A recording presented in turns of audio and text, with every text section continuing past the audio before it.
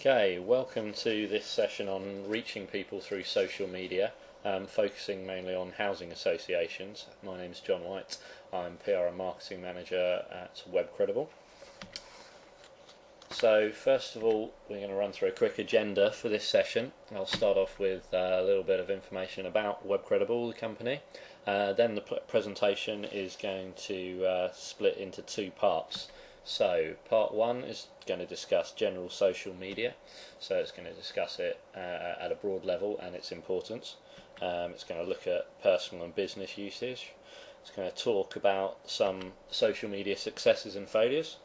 Then we're going to look at Facebook and Twitter more in depth, and then we're going to talk about some of the things WebCredible's currently doing on social media. The second half of the presentation, we're going to look at housing associations and social media. So we're going to look at the challenges, benefits and drawbacks of social media in the case of housing associations. We're then going to focus on current trends and activity of housing associations on social media. Suggest things that they can do with social media to reach new audiences. And then look at how the results can be measured and activity monitored. So, moving on, a little bit about WebCredible. WebCredible is a user experience consultancy offering a range of usability, accessibility and design services for websites. Based in the UK, in London, basically we research, design and build interfaces to support user requirements and business goals. These are some of the companies we've worked with over the past. And we're also very active in social media in terms of our own marketing and communications. And as PR and Marketing Manager, I've set up and fully manage all our social media activity, having joined WebCredible from a background of digital media and marketing public relations. So, what is social media? Quick definition here from Search Engine Watch. The key point here is the parts underlined in black. Basically that social media centres around user participation and interaction. It's not a platform for one-way communications, and the recipient is going to be involved at every stage for a campaign to be really successful. So let's talk quickly about some of the types of sites. So obviously we have social networks. Now these are business and consumer focused, so Facebook very much consumer, Twitter kind of crosses both sides, and LinkedIn is a business social network. Then you have social bookmarking sites like Delicious, Dig, Stumbled Upon, where people post links of things that they're interested in and share them with other people. Video sharing sites like YouTube is the obvious one, and VideoJug and various other sites like that. Photo sharing sites such as Flickr. Then you even have presentation sharing sites, things like SlideShare, where people can put presentations online and share them with others. Blogs, a couple of platforms for blogs, WordPress and Blogger allow you to create your own blogs and write them. Wikis, the main well-known one here is Wikipedia. Basically allows other people to edit entries and update them. And then you have online communities which you can create yourselves, and Ning is an example of a site that allows you to create your own online communities. So, why is it important? Why is social media important? Well, a few stats here basically.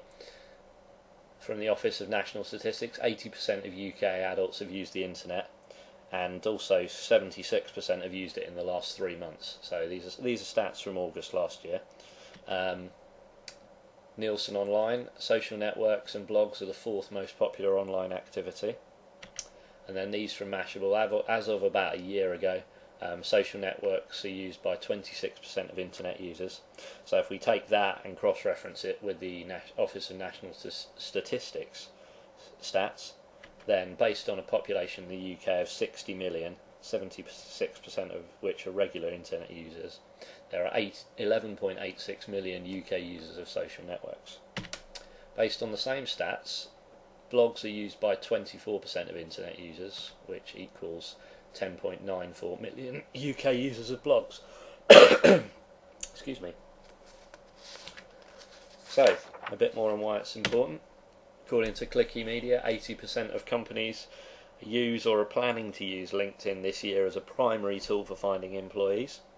LinkedIn now has 45 million members. There have been over 150 million unique URLs bookmarked on Delicious, and it now has over 5 million users. And remember, this is just one social bookmarking site. 13 million articles in 260 languages on Wikipedia, and also 3.6 billion photos have been uploaded onto Flickr since 2004. So the sheer capacity of social media usage and reach is what makes it important. So, what does this mean? Well, basically, with the scale of social media users, there's no way that one of your target audience isn't going to be using social media. It's very likely to be widely used among customers and prospects. The channel information is there, so social media users are willing to interact on their terms and actively offer information about themselves. You can find them through Google, IceRocket, other sites like this. You don't need to buy email lists through this channel. So we've got a couple of points from Hoover's Business Insight Zone on why we should use social media as a business. Number one, it puts you close to your customers. Number two, people are already out there talking about you anyway, and this is key. They'll talk about you whether you're involved or not, but social media gives you a chance to interact with them.